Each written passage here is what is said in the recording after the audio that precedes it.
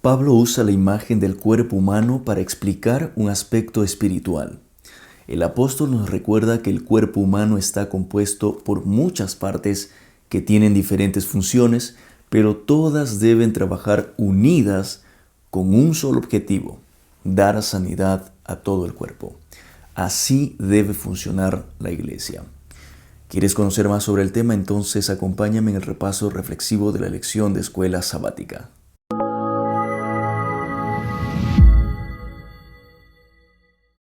Hola amigos, qué alegría encontrarnos otra vez. Como siempre, te recuerdo que en este espacio procuramos desarrollar un repaso que nos haga reflexionar, pero al mismo tiempo busca que cada uno de nosotros comprenda un poco más las verdades bíblicas y actuemos conforme está escrito en su palabra.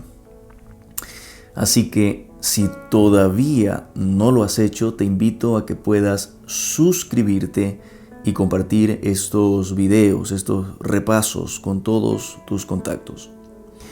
Comencemos con nuestro repaso de esta semana, que por cierto lleva por título El cuerpo unificado de Cristo.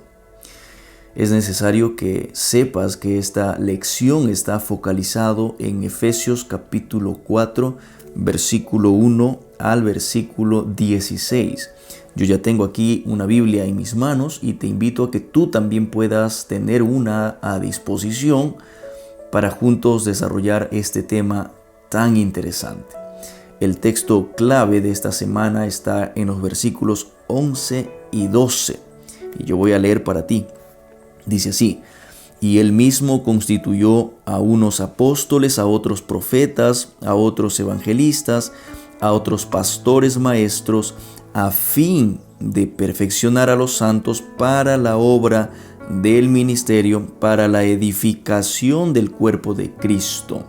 Interesante. Bueno, Pablo en los versículos anteriores se centró mucho en la doctrina, se centró mucho en la teoría de la iglesia. En estos versos Pablo pasa a la parte práctica.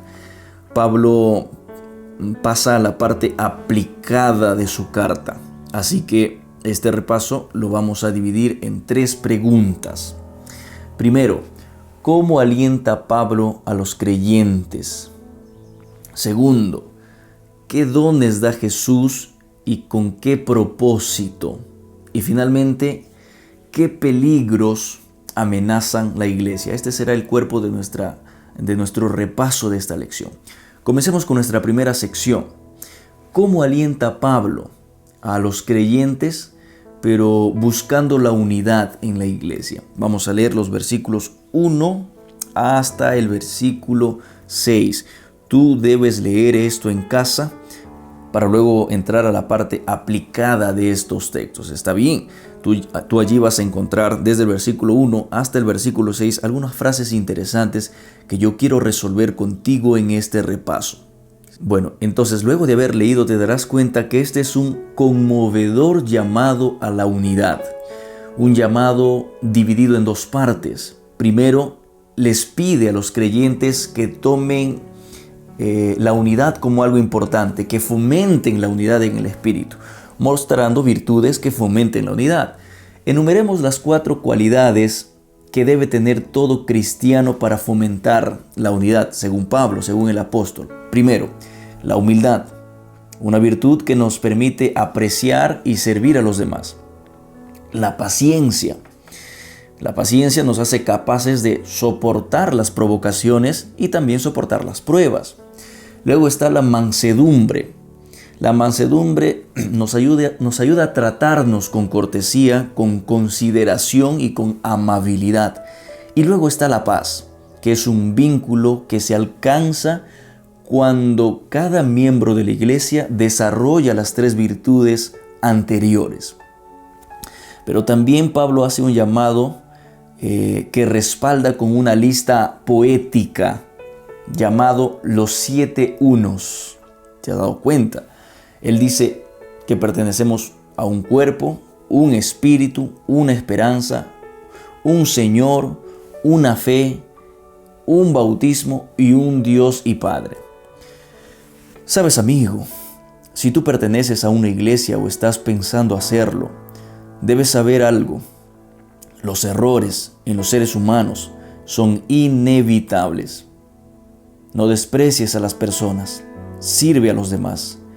No caigas en provocaciones, aprende a confiar en Dios. Sé cortés, más aún con los que en algún momento se mostraron desconsiderados contigo. Recuerda, tenemos un Dios que te ama tanto a ti como ama a quien te hizo daño. Vayamos a la parte 2 de esta lección. ¿Qué dones da Jesús y con qué propósito?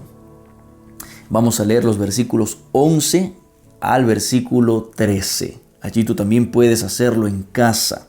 Estos versículos también nos van a mostrar a nosotros una lista que vamos a analizar juntos ahora de los dones que reparte Jesús. Está bien, vayamos entonces a esta lectura y ahora a esta reflexión.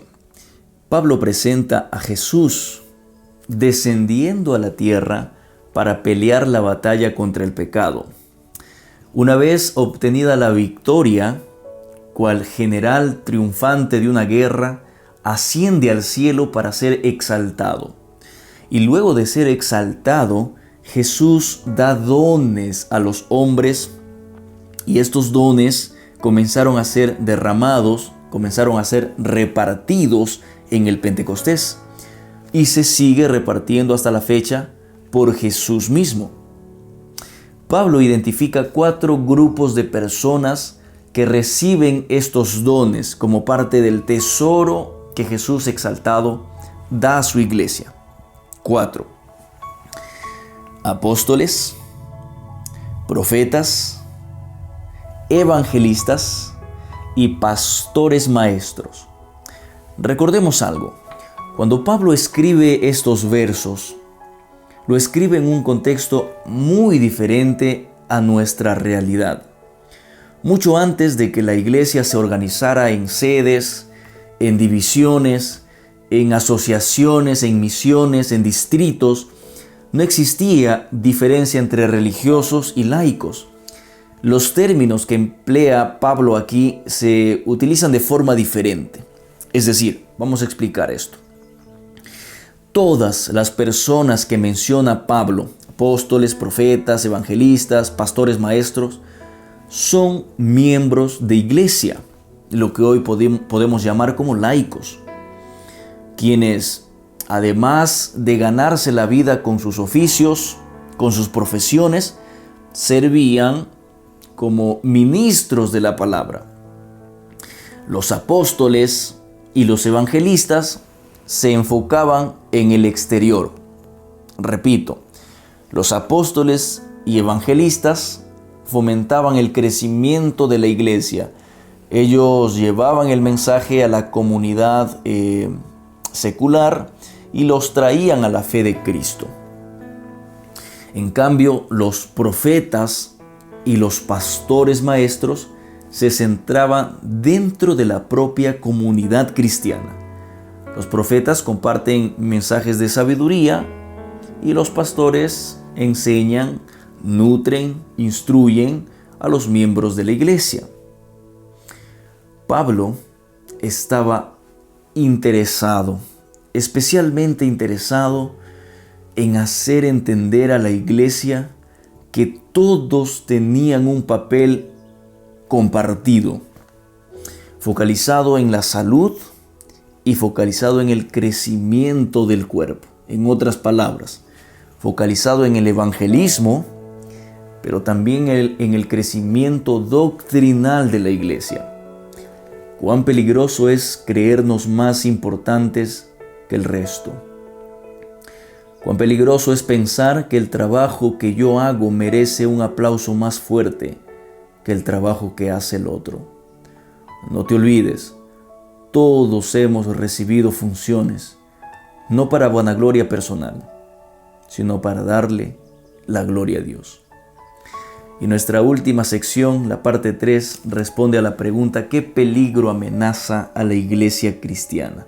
Y para eso te invito a leer los versículos 14, 15 y 16, que son los textos finales de nuestro estudio de esta lección. Allí nosotros nos vamos a dar cuenta que existen 3 peligros que menciona Pablo para la iglesia. Primero, la falta de crecimiento, quedarnos como bebés, quedarnos como niños. Luego dice la aceptación de falsas enseñanzas y finalmente caer en las artimañas engañosas. Para evitar estos peligros, debemos afianzarnos en la verdad, pero con amor. Y debemos esforzarnos en crecer en Cristo. Amigo que me escuchas, no veas a la iglesia como un autobús conducido por el pastor, conducido por tu líder religioso, que lleva a sus pasajeros sentados e inactivos a donde deben ir. Dios quiere que veamos a la iglesia como un cuerpo, donde todos cumplan con responsabilidad y amor sus funciones dadas por Dios mismo. Que Dios te bendiga. Nos vemos pronto.